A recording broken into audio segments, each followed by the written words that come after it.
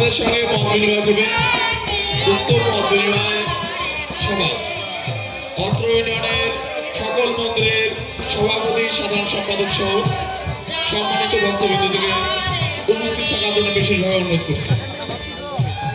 গণপ্রজাতন্ত্রী বাংলাদেশ সরকারের হিন্দু ধর্মীয় কল্যাণ ট্রাস্টের সম্মানিত ট্রাস্টি বাবু সত্যজিৎ কুমার কুণ্ড মৌসকুচা পূর্বপাড়া শ্রী শ্রী মা কালী আশ্রমে আগামীকাল সন্ধ্যা 6 ঘটিকায় উপস্থিত হয়ে অর্থ ইউনিয়নে সনাতন ধর্মাবলী ভক্তদের সঙ্গে মত বিনিময় করবে।